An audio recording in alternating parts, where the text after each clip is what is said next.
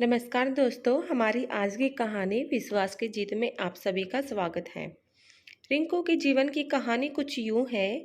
School की पढ़ाई के दौरान रिंकू अपने शहर में अपने परिवार के साथ रहता था। पढ़ाई लिखाई में इसका मन नहीं लगता था।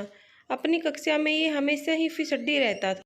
मुश्किल से किसी तरह पास होकर अगली कक्षा में पहुंचता था।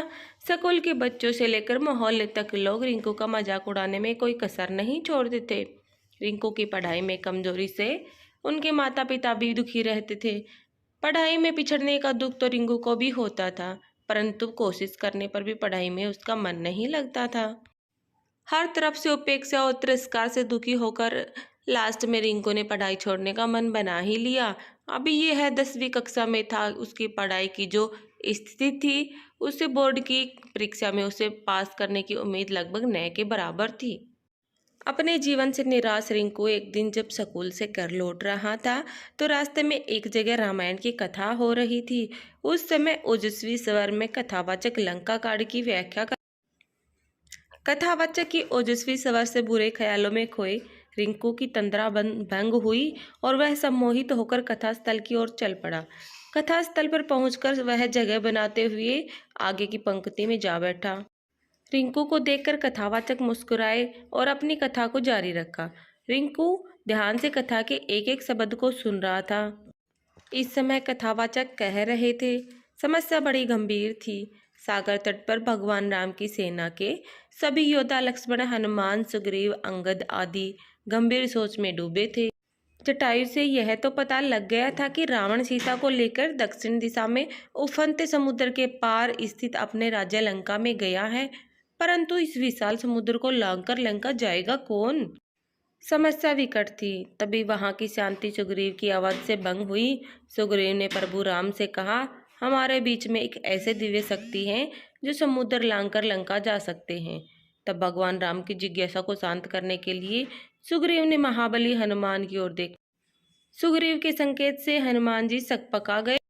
हनुमान जी की असमंजसता को भांपते हुए सुग्रीव ने कहा, हे पवन पुत्र, संभवतः आपको अपनी शक्ति का ज्ञान नहीं है।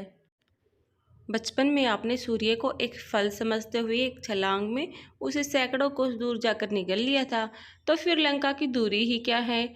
जरूरत है तो सिर्फ आपको अपने विश्वास को जगाने की। आप जब अपने विश्वास को जगा लेंगे और मन में ठान लेंगे तो शक्ति आप में स्वतः आ जाएगी। सुग्रीव की बात सुनकर एक तरफ जहाँ हनुमान जी को आश्चर्य हुआ, वहीं उनका विश्वास भी जागा और वे समुद्र लांघने को तैयार हो गए।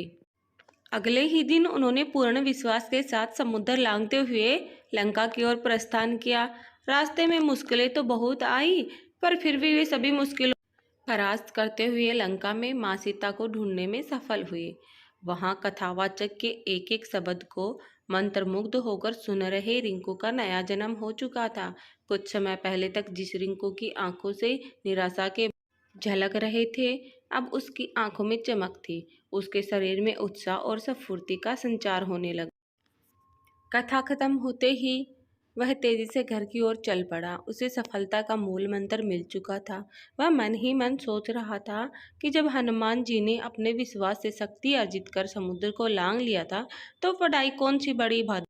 उसी दिन रिंकू ने प्रण कर लिया था कि वह ध्यान लगाकर खूब पढ़ेगा और सफलता अवश्य प्राप्त करेगा। उसकी मेहनत रंग लाई। अपनी कक्षा में सबसे फिसड्डी रहने वाला छात्र रिंकू 10वीं की बोर्ड में परीक्षा में सबसे अव्वल आया। इसके बाद रिंकू ने पीछे मुड़कर नहीं देखा और जिंदगी में हमेशा अव्वल ही आता रहा। वह लोक सेवा की परीक्षा में भी प्रथम स्थान पर आया और अपने आप पर विश्वास की बदौलत वह सरकारी महकमे में भी पदोन्नति पाते हुए उच्च ओहदे तक पहुंच गया। मोरल ऑफ द स्टोरी, विश्वास की शक्ति को साबित करने के लिए रिंकू का जीवन तो बस एक उदाहरण है। हर एक सफल व्यक्तित्व के पीछे उस व्यक्ति का विश्वास और कुछ कर गुजरने के जज्बे का मुख्य योगदान होता है। जब किसी व्यक्ति में विश्वास का संचार होता है तो उसमें शक्ति अपने आप संचारित होने लगती है। फिर जब तन और मन में शक्ति यानी ऊर्जा का संचार होता है तो मुश्किल काम भी आसान हो जाता है। यही तो जीवन में सफलता का मूल मंत्र है। कहानी अच्छी लगी तो कमेंट करके बताएं। धन्यवाद।